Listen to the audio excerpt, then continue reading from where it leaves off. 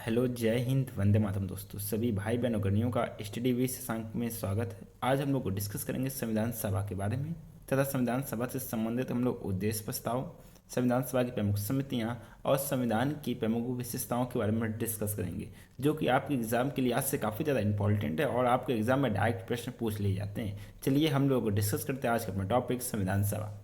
जी हाँ, संविधान सभा क्या है इसके बारे में लोग डिस्कस करते हैं।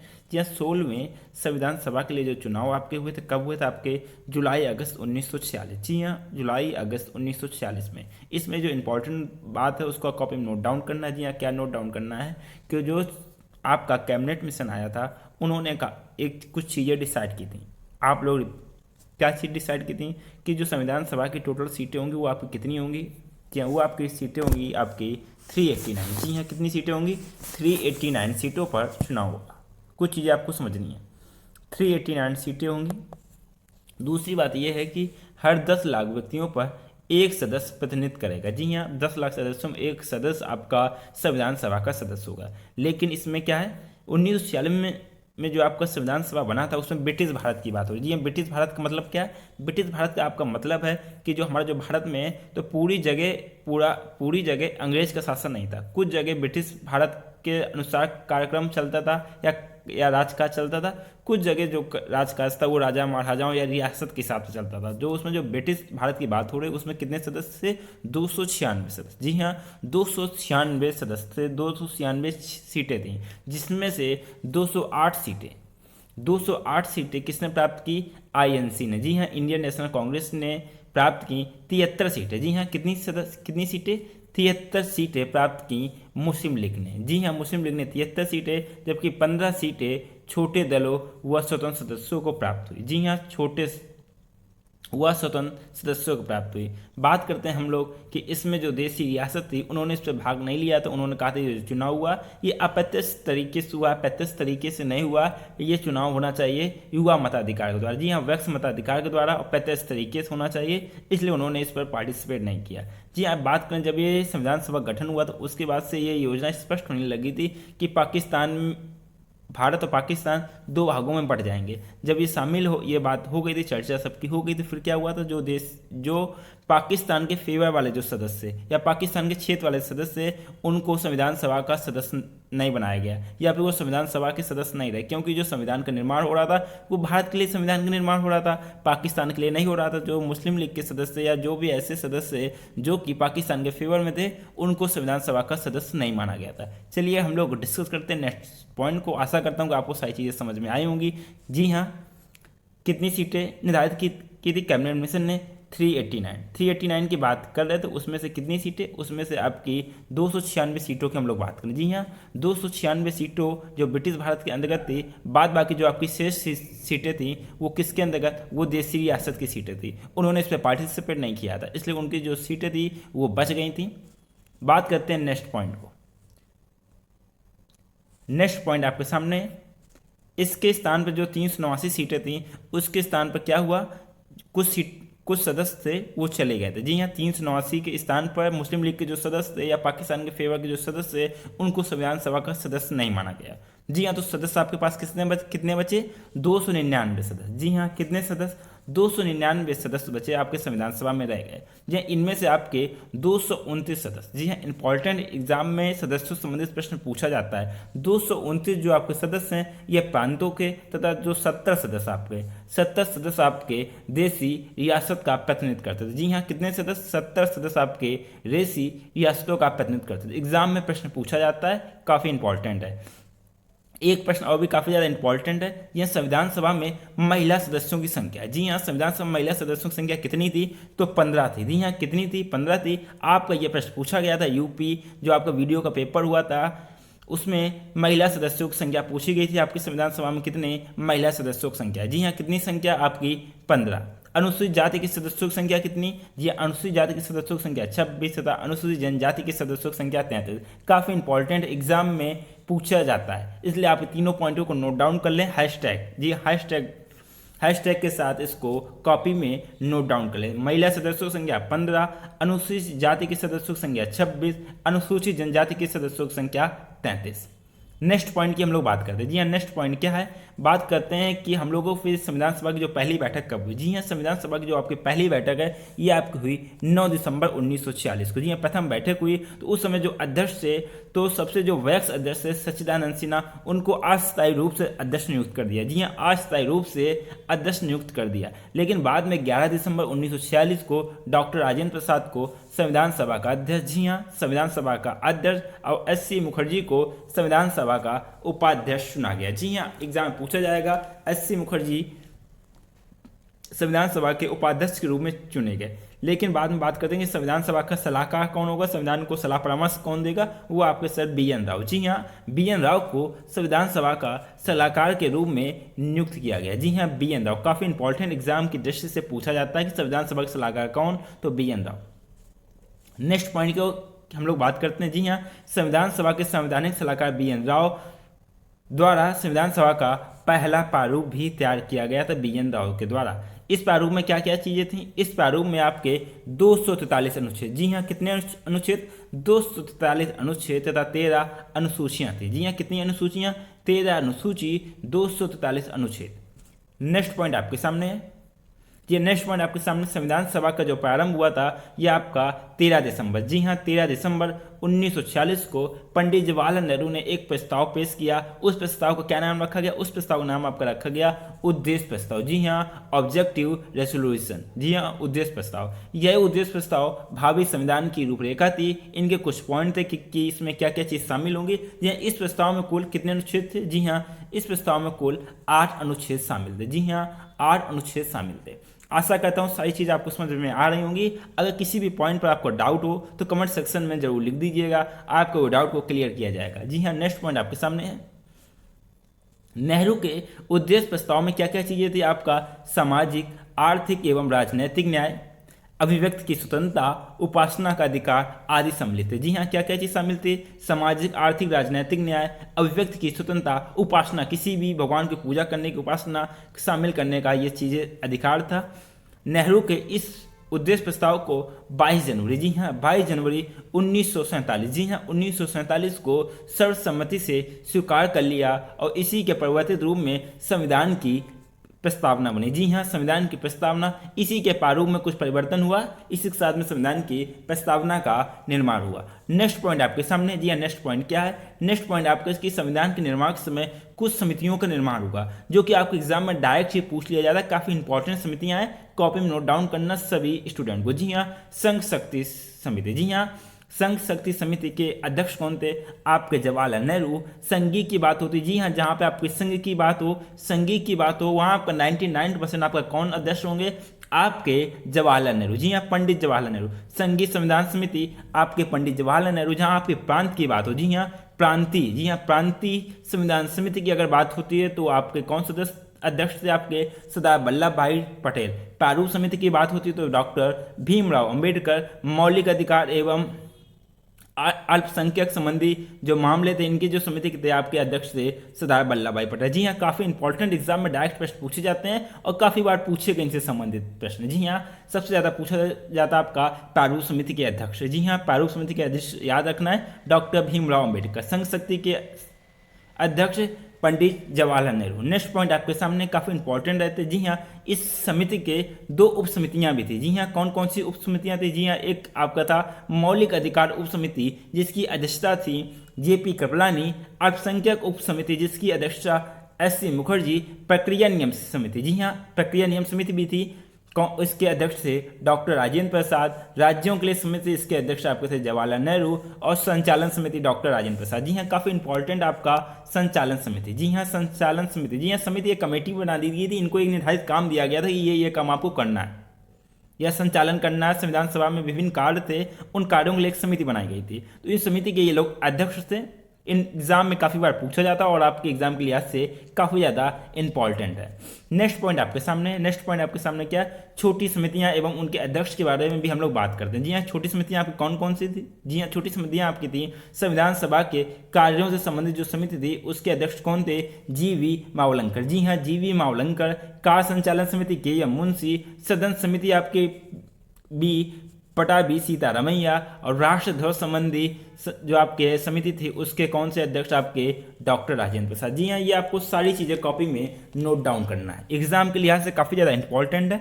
नेक्स्ट पॉइंट आपके सामने है, नेक्स्ट पॉइंट आपके सामने है क्रेडेंशियल समिति की हम लोग बात कर रहे हैं। जी हाँ, क्रेडेंशियल समिति के अध्यक्ष कौन थे। जी हाँ, क्रेडेंशियल समिति के अध्यक्ष आपके सर अल्लादी कृष्ण स्वामी अय्यर। जी हाँ, सर अल्लादी कृष्ण स्वामी अय्यर। वित्त एवं कर्मचारी स्टाफ समिति के अध्यक्ष डॉक्टर राजेंद्र प्रसाद। आयुक्त के प्रांतों के लिए समिति जो बनाई गई थी इसके अध्यक्ष थे पी पटाभी सीतारमैया। और स्वच्छ न्यायालय के, जी हाँ, सर्वोच्च न्यायालय की के लिए जो आपकी तदर्थ समिति बनाई गई थी इसके अध्यक्ष थे एस वर्धराचार्य। जी हाँ, वर्धराचार्य। काफ़ी इंपॉर्टेंट, इन समितियों को कॉपी में नोट डाउन करना है और एग्जाम में काफ़ी बार इन समितियों से प्रश्न पूछा गया है। जी हाँ, कॉपी में नोट डाउन कर लें सभी स्टूडेंट। नेक्स्ट पॉइंट आपके सामने है। जी हाँ, इंपॉर्टेंट है। संविधान दिवस के रूप में हम लोग बात करेंगे कि संविधान दिवस कब मनाएगा। जी हाँ, संविधान दिवस आपका 26 नवंबर। जी हाँ, 26 नवंबर भारत में संविधान दिवस के रूप में मनाया जाता है। इसका प्रारंभ कब हुआ था। इसका प्रारंभ आपका हुआ था वर्ष 2015 में, क्योंकि यह वर्ष संविधान निर्माता डॉक्टर भीमराव अंबेडकर के 125वें जन्म दिवस के रूप में मनाया था। जी हाँ, मनाया गया था जन्म दिवस के रूप में। 26 नवंबर संविधान दिवस के रूप में मनाया जाता है। नेक्स्ट पॉइंट आपके सामने, नेक्स्ट पॉइंट क्या है। 15 सितंबर 2015 को विश्व भर में अंतर्राष्ट्रीय लोकतंत्र दिवस भी मनाया गया। जी हाँ, कॉपी नोट डाउन कर ले सभी स्टूडेंट, एग्जाम में प्रश्न पूछा जा सकता है। 15 सितंबर 2015 को विश्व भर में अंतर्राष्ट्रीय लोकतंत्र दिवस मनाया गया। नेक्स्ट पॉइंट इससे संबंधित है। संयुक्त राष्ट्र महासभा ने वर्ष 2017 में, जी हाँ, 2017 में एक प्रस्ताव पारित कर इस दिवस को प्रति वर्ष लोकतंत्र दिवस के रूप में मनाने की घोषणा की। जी हाँ, 15 सितंबर को प्रति वर्ष लोकतंत्र दिवस मनाने की घोषणा की। नेक्स्ट पॉइंट आपके सामने। जी हाँ, नेक्स्ट पॉइंट में हम लोग डिस्कस करेंगे संविधान सभा की विशेषताएं। जी हाँ, प्रमुख विशेषताएं, उनके बारे में हम लोग डिस्कस करेंगे जी कि हमारे संविधान में कौन कौन सी विशेषताएं हैं। जी हाँ, भारतीय संविधान को अर्ध परिसंघी, जी हाँ, अर्ध परिसंघी कहा गया है, जिसमें परिसंघी और एकात्मक दोनों विशेषताएं। जी हाँ, जिसमें दोनों विशेषताएं आपका परिसंघी तथा एकात्मक की दोनों की विशेषताओं का संकलन है। भारतीय संविधान के मूल ढांचे में कहीं भी परिसंगनात्मक या परिसंघ शब्द का प्रयोग नहीं किया गया। जी हाँ, किसी भी शब्द का प्रयोग नहीं किया गया। नेक्स्ट पॉइंट की हम लोग बात करते हैं। जी हाँ, लिखित एवं विस्तृत संविधान। जी हाँ, भारतीय संविधान संविधान सभा द्वारा निर्मित विश्व का सबसे बड़ा लिखित संविधान है। जी हाँ, विश्व का सबसे बड़ा लिखित संविधान है। मूल संविधान में क्या क्या चीजें हैं। मूल संविधान में आपकी एक प्रस्तावना, 395 अनुच्छेद, 22 भाग, 8 अनुसूचियां थी। जी हाँ, कितनी थी, 8 अनुसूचियां थी। वर्तमान में इसमें एक प्रस्तावना है, 465 अनुच्छेद। जी हाँ, जो इसमें 465 अनुच्छेद है वो 395 अनुच्छेद से इन्हीं में सेक्शन वाइज किसी का 1 का A, 2 का C इस तरह से बांट दिया गया या इस तरह से अरेंज किया गया। तो इस कितने अनुच्छेद आपके 465 अनुच्छेद, 25 भाग। जी हाँ, 25 भाग संख्यांक 22 में भी हैं, और जबकि आपकी 12 अनुसूचियाँ। जी हाँ, सेक्शन 22 उनको बांट दिया गया, जैसे ए में 4 चीज़ें, A, B, C, D, अनुच्छेद 1 में 4 चीज़ें, इस तरह से बांट दिया गया। तो आप लोग क्या समझेंगे, 465 अनुच्छेद जो कि आपसे 395 अनुच्छेद में वर्णित हैं, 25 भाग जो कि आपके 22 भागों में वर्णित हैं, और आपकी 12 अनुसूचियाँ। नेक्स्ट पॉइंट आपके सामने, मूल अधिकार से संबंधित हम लोग बात करते हैं। जी हाँ, संविधान के जो भाग 3 है इसमें मूल अधिकार की बात की गई है, जो आपके 12 से 35 तक। जी हाँ, संविधान अनुच्छेद 12 से 35 तक मूल अधिकारों के बारे में बात की गई, चर्चा की गई, जिसे अमेरिकी संविधान से लिया गया। जी हाँ, किससे लिया गया, अमेरिकी संविधान से लिया गया। नेक्स्ट पॉइंट आपके सामने, नेक्स्ट पॉइंट आपका संबंधित आपके राज्य के नीति निर्देशक तत्व। जी हाँ, किससे संबंधित आपका राज्य के नीति निर्देशक तत्व। इन नीति निर्देशक तत्वों की अवधारणा के बारे में कहाँ से पता चला या कहाँ के संविधान से लिया गया, ये जी हाँ, ये लिए आपके लिया गया आयरलैंड के संविधान से। जी हाँ, कहाँ से लिया गया, आयरलैंड के संविधान से लिया गया। ग्रेनविल ऑस्टिन ने नीति निर्देशक तत्वों को संविधान की आत्मा कहा। जी हाँ, एग्जाम में पूछा जाता है कि नीति निर्देशक तत्वों को संविधान की आत्मा किसने कहा, तो आपका ग्रेनविल ऑस्टिन ने। जी हाँ, किसने कहा, ग्रेनविल ऑस्टिन ने। नीति निर्देशक तत्व किसके लिए होते हैं, ये आपके होते हैं राज्यों के लिए। जी हाँ, राज्यों के लिए नीति निर्देशक तत्व होते हैं। संविधान में इसका उल्लेख कहाँ हुआ, तो संविधान में इसका उल्लेख अनुच्छेद 36 से 51 में राज्य के नीति निर्देशक तत्वों का वर्णन किया गया है। नेक्स्ट पॉइंट आपके सामने, नेक्स्ट पॉइंट है कि हम जो भारतीय संविधान इसकी विशेषताओं के बारे में बात करें, कठोर एवं लचीला। जी हाँ, कठोर एवं लचीला किस तरह? भारतीय संविधान एक कठोर और लचीला दोनों है। जी हाँ, दोनों किस लिए हैं? यह कठोर इसलिए कि इसमें कुछ प्रावधानों में अगर संशोधन करना तो अत्यंत कठिन होता है, जब लचीला इसलिए है कि बहुमत के आधार पर संविधान के मूल भाग को छोड़कर अन्य प्रावधानों में संशोधन किया जा सकता है। कठोर किस लिए? जी हाँ, कोई भी संविधान है, अगर वो डायरेक्ट कोई भी संविधान है तो वो कठोर इसलिए कोई भी संविधान को 3 जगह से पास कराना होगा। अगर कोई भी इंपॉर्टेंट, जैसे कि आपका राज्यों से संबंधित है, या फिर अन्य किसी अन्य राज्य का गठन करना है, या फिर अन्य काफ़ी प्रस्तावना में चेंजमेंट करना है, तो काफ़ी सारी कंडीशंस होकर गुजरता है। जैसे आपको लोकसभा में पारित करवाना होगा, राज्यसभा में पारित करवाना होगा, राष्ट्रपति से पारित कराना होगा। दूसरी चीज़ ये है कि जितने भी राज्य हैं, जी हाँ, वर्तमान में जितने भी राज्य हैं उनके राज्यों में से आधे से ज़्यादा बहुमत प्राप्त होना चाहिए। जी हाँ, आधे से ज़्यादा बहुमत प्राप्त होना चाहिए। जैसे कि भारत को अगर हिंदू राष्ट्र घोषित करना है तो उसके लिए संविधान में काफ़ी सारे बहुत कठोर संविधान इसमें पेश होगा। जी, संविधान कठोर कैसे पेश होगा? क्योंकि काफ़ी सारा काम करना होगा। जी हाँ, आपको लोकसभा, राज्यसभा, राष्ट्रपति और आधे से ज़्यादा राज्यों में वहाँ से भी आपको पारित करवाना होगा, तभी आपके संविधान में परिवर्तन होगा, नहीं तो नहीं होगा। लेकिन कुछ हमारे जो संविधान में संशोधन है वो नॉर्मल हो जाता है, आपका लोकसभा राज्यसभा डायरेक्ट हो जाता है। इसलिए आपका संविधान हमारा कठोर और लचीला दोनों का। जी, हम लोग बात कर रहे थे एक आपको समझाने के तरीके से कि भारत हिंदू धर्म या हिंदू राष्ट्र के लिए ऐसा नहीं होना, क्योंकि भारत आपका लोकतांत्रिक राज्य है। जी हाँ, लोकतांत्रिक राज्य, लेकिन आपको एक ऐसे बताया कि कठोर किस रूप में दर्शाया गया है। नेक्स्ट पॉइंट की हम लोग बात करते हैं। जी हाँ, एकल नागरिकता की बात करते हैं। जी हाँ, एकल नागरिकता क्या है? भारतीय संविधान केवल एकल नागरिकता को मानता है। जी, आप केवल एक ही नेशनलिटी होगी कि हम भारत के नागरिक हैं। जी हाँ, कहीं कहीं किसी देशों में 2 नागरिक की बात की गई थी, जैसे आपके राज्य के नागरिक अलग और देश की नागरिक अलग, लेकिन भारत में आपको एक ही नागरिक है कि हम भारत के नागरिक हैं। दूसरी बात यह है कि वैक्स मताधिकार। जी हाँ, हमारे संविधान में वैक्स मताधिकार को वरीयता दी गई। संविधान में 61वें संविधान संशोधन 1989, जी हाँ 1989 के द्वारा मतदान की आयु पहले कितनी थी? जी हाँ, पहले थी आपकी 21 वर्ष। पहले कितनी थी? 21 वर्ष थी। लेकिन आपका जो संविधान संशोधन हुआ था, 61 नंबर संविधान संशोधन हुआ था, इसमें घटा कितनी कर दी गई? आपकी 18 वर्ष कर दी गई मतदान या मत देने का अधिकार। नेक्स्ट पॉइंट आपके सामने, समाजवादी राज्य। जी हाँ, समाजवादी राज्य। जी हाँ, समाजवादी जो आपका शब्द है संविधान में 42वें संविधान संशोधन द्वारा 1976 में जोड़ा गया। जी हाँ, कब जोड़ा गया? 1976 में जोड़ा गया। नेक्स्ट पॉइंट की बात करते हैं, आपका मूल कर्तव्य क्या है? जी हाँ, 42वें संविधान संशोधन द्वारा संविधान में एक नया भाग 4 का, जी हाँ 4A के नाम से जोड़ा गया, जो कि आपका अनुच्छेद 51 में जोड़कर नागरिकों के मूल कर्तव्यों को शामिल किया गया। जी हाँ, मूल कर्तव्यों को शामिल किया गया। 42वें संविधान संशोधन एग्जाम में पूछा जाता है, काफ़ी ज़्यादा इंपॉर्टेंट है, कॉपी में नोट डाउन कर लें सभी स्टूडेंट। जी हाँ, दोनों ये काफ़ी ज़्यादा इंपॉर्टेंट है। नेक्स्ट पॉइंट की हम लोग बात करते हैं। नेक्स्ट पॉइंट आपका है राष्ट्रीय ध्वज। जी हाँ, राष्ट्रीय ध्वज के बारे में इंपॉर्टेंट चीज़ें हैं, उनको भी नोट डाउन कर लें। भारत के राष्ट्रीय ध्वज को 22 जुलाई, जी हाँ कब? 22 जुलाई 1947 को संविधान सभा द्वारा अंगीकृत किया गया। जी हाँ, कब किया गया? 22 जुलाई 1947 को राष्ट्र ध्वज।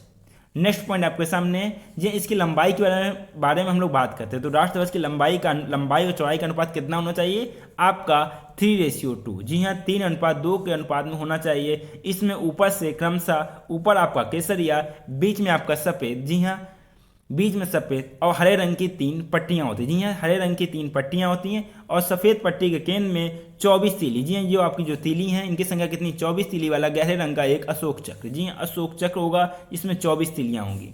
नेक्स्ट पॉइंट राष्ट्रीय प्रतीक से संबंधित है कि भारत का जो राष्ट्रीय चिन्ह के बारे में हम लोग बात करते हैं। राष्ट्रीय चिन्ह का क्या है? भारत का राष्ट्रीय चिन्ह सारनाथ के अशोक स्तंभ से लिया गया। जी हाँ, ये किसका प्रतीक आपका होता है? जी हाँ, ये आपका प्रतीक होता है आपका साहस व निर्भीकता का प्रतीक है। जी हाँ, पट्टी के मध्य में धर्मचक्र होता है। चक्र में कितनी तीलियाँ होती है? आपकी 24 तीलियाँ होती हैं, जो कि 24 घंटों का प्रतीक होती है। जी हाँ, 24 घंटों का प्रतीक होती हैं। भारत सरकार ने अशोक स्तंभ को राष्ट्रीय चिन्ह के रूप में, जी हाँ राष्ट्रीय चिन्ह के रूप में 26 जनवरी, जी हाँ 26 जनवरी 1950 को अपनाया। जी हाँ, कब अपनाया? 26 जनवरी 1950 को अपनाया अशोक, ये आपका अशोक स्तंभ। नेक्स्ट पॉइंट आपके सामने है राष्ट्रगान की हम लोग बात करते हैं। जी हाँ, नेशनल एंथम आपका जो है राष्ट्रगान, इसकी हम लोग बात करते हैं। रविन्द्रनाथ टैगोर द्वारा मूलतः बांग्ला भाषा में रचित संगीत जो आपका राष्ट्रगान क्या है, जन गण मन। हिंदी संस्करण को संविधान सभा ने भारत के राष्ट्रगान को 24 जनवरी 1950 को अपनाया। यह सर्वप्रथम कब गाया गया? ये सर्वप्रथम आपका 27 दिसंबर 1911 को भारतीय राष्ट्रीय कांग्रेस के 26वें अधिवेशन, जी हाँ 26वें अधिवेशन कलकत्ता में गाया गया। जी हाँ, गायन की अवधि भी निर्धारित थी। कितनी अवधि थी? 52 सेकंड। जी हाँ, 52 सेकंड में इसको गाना था। 52 सेकंड इसके लिए समय निर्धारित है। नेक्स्ट पॉइंट आपके सामने है, राष्ट्रगीत की हम लोग बात करते हैं। जी हाँ, राष्ट्रीय गीत वंदे मातरम की रचना, जी हाँ वंदे मातरम की रचना बंकिम चंद्र चटर्जी ने संस्कृत में की थी। जी हाँ, किसमें की थी? संस्कृत में की थी, जो स्वतंत्रता संग्राम में जन जन का प्रेरणा स्रोत था। जी हाँ, इसे जनगण मन के समान दर्जा प्राप्त है। जी हाँ, राष्ट्रगीत का दर्जा प्राप्त है।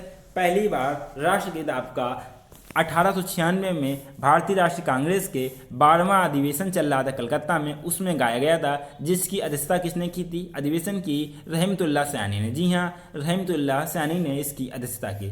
नेक्स्ट पॉइंट आपके सामने है, राष्ट्रीय पंचांग के बारे में हम लोग बात करते हैं। जी हाँ, ग्रेगोरियन कैलेंडर के साथ साथ शक संवत पर आधारित राष्ट्रीय पंचांग भी है, जिसका पहला महीना कब है? जिसका पहला महीना आपका चैत। जी हाँ, चैत से स्टार्टिंग होता है और समान वर्ष कितने का होता है? आपका 365 दिन। जी हाँ, 365 दिन का होता है। नेक्स्ट पॉइंट आपके सामने, राष्ट्रीय पशु। सारी चीज़ों को हम लोग डिस्कस करें, एग्जाम में डाक प्रश्न पूछा जाता है। बाघ आपका, जी हाँ बाघ आपका भारत का राष्ट्रीय पशु है। इसका वैज्ञानिक नाम पैंथेरा टाइग्रिस। जी हाँ, क्या है? Panthera Tigris. नेक्स्ट प्रश्न आपके सामने या नेक्स्ट पॉइंट आपके सामने, राष्ट्रीय पक्षी के बारे में हम लोग बात करते हैं। जी हाँ, भारतीय मयूर भारत का राष्ट्रीय पक्षी है। इसका वैज्ञानिक नाम है पावो किस्टेटस। जी हाँ, पावो किस्टेटस मयूर का वैज्ञानिक नाम। नेक्स्ट पॉइंट आपके सामने, राष्ट्रीय पुष्प की बात करते हैं। कमल। जी हाँ, राष्ट्रीय पुष्प आपका क्या है? कमल। कमल भारत का राष्ट्रीय पुष्प है। इसका वैज्ञानिक नाम है नेलुम्बो न्यूसीफेरा। जी हाँ, क्या है? नेलुम्बो न्यूसीफेरा इसका वैज्ञानिक नाम है। एग्जाम में कभी कभार आपका पूछ लिया जाता है, वैज्ञानिक नाम भी पूछे जाते हैं, इसलिए कॉपी में नोट डाउन करना आपको वैज्ञानिक नाम भी। राष्ट्रीय वृक्ष की बात करते हैं हम लोग। बरगद वृक्ष को भारत के राष्ट्रीय वृक्ष के रूप में अपनाया गया है, जिसका वैज्ञानिक नाम क्या है? फाइकस। जी हाँ, फाइकस बेंगलस। जी हाँ, फाइकस बेंगलस इसका वैज्ञानिक नाम है। नेक्स्ट पॉइंट आपके सामने है, राष्ट्रीय फल की बात करते हैं। आम उष्णकटिबंधीय देशों का सर्वाधिक महत्वपूर्ण फल है। जी हाँ, इसका वैज्ञानिक नाम आपका है मेगीफेरा इंडिका। जी हाँ, वैज्ञानिक नाम क्या है? मेगीफेरा इंडिका। नेक्स्ट पॉइंट आपके सामने है, राष्ट्रीय नदी की बात करते हैं। गंगा नदी। गंगा नदी आपकी राष्ट्रीय नदी है। गंगा नदी भारत की सबसे लंबी नदी है, जो पहाड़ों, घाटियों एवं मैदानों पर 2525 किलोमीटर की दूरी तय करती हैं। इसका उद्गम कहाँ हुआ? इसका उद्गम हिमालय के गंगोत्री हिमनद से होता है, जहाँ इसे भागीरथी के नाम से जाना जाता है। जी हाँ, किस नाम से जाना जाता है? भागीरथी के नाम से जाना जाता है। नेक्स्ट पॉइंट आपके सामने है, राष्ट्रीय जलीय जीव के बारे में हम लोग बात कर रहे हैं। वो आपको क्या? डॉल्फिन। ब्लूथपाई जीव गंगा डॉल्फिन को 5 अक्टूबर 2019 को राष्ट्रीय जलीय जीव घोषित किया गया था। प्रति वर्ष 5 अक्टूबर को, जी हाँ, डॉल्फिन दिवस के रूप में मनाया जाता है। जी हाँ, डॉल्फिन दिवस के रूप में मनाया जाता है। डियर स्टूडेंट, हम लोगों ने डिस्कस किया आज भारतीय जो संविधान सभा है उसके बारे में हम डिस्कस किया, भारतीय संविधान की प्रमुख समितियां, उद्देश्य प्रस्ताव और भी काफ़ी सारी चीज़, विशेषताओं के बारे में डिस्कस किया, राष्ट्रीय चिन्ह, राष्ट्रगान, राष्ट्रीय सभी चीज़ों को डिस्कस किया, जो कि आपको एग्जाम के लिहाज से काफ़ी ज़्यादा इंपॉर्टेंट। आप लोग कॉपी में नोट डाउन कर लें, एग्जाम में डायरेक्ट प्रश्न यहाँ से पूछा जाता है। और आपसे कहना चाहूँगा, जो भाई बहन अगर नहीं फर्स्ट टाइम क्लास से जुड़े हैं, अगर अभी तक चैनल को सब्सक्राइब ना किया, चैनल को सब्सक्राइब कर लें तथा बेल आइकन प्रेस कर दें, क्योंकि स्टडी विशेषांग में बात होती है आपको सिलेक्शन की, बात होती है आपको एक सरकारी सीट दिलाने की। तथा टेलीग्राम चैनल से जुड़ने के लिए आप लोग को सर्च करना है स्टडी विशेषांग। जी हाँ, क्या सर्च करना है? स्टडी विशेषांग सर्च कीजिए, जहाँ पे आपको अपना टेलीग्राम चैनल मिलेगा, जहाँ पर आपको वन लाइनर क्वेश्चंस, पीडीएफ और भी काफ़ी सारी चीज़ें प्रोवाइड कराई जाती हैं। जी हाँ, और भी काफ़ी सारी चीज़ें प्रोवाइड कराई जाती हैं। आप लोग टेलीग्राम चैनल से जुड़ जाइए, क्लास का नोटिफिकेशन भी वहीं प्राप्त होता है। और आपसे कहना चाहूँगा, आप लोग खुशहाल रहिए, मस्त रहिए, क्लास को अपने फ्रेंडों के साथ में शेयर कीजिए। अगर आपको कोई भी डाउट हो, कोई चीज़ समझ में ना आई, तो कमेंट बॉक्स में जरूर बताइए। जी हाँ, कमेंट बॉक्स में आपको बताना है, जिससे जो आपको डाउट है वो आपका दूर किया जा सके, आपको कोई भी परेशानी ना हो और आप लोग अच्छे मार्क्स प्राप्त कर सके और एक सरकारी सीट प्राप्त कर सकें। इसी के साथ में आपसे मुलाकात होगी नेक्स्ट लेक्चर में। तब तक के लिए जय हिंद, वंदे मातरम दोस्तों।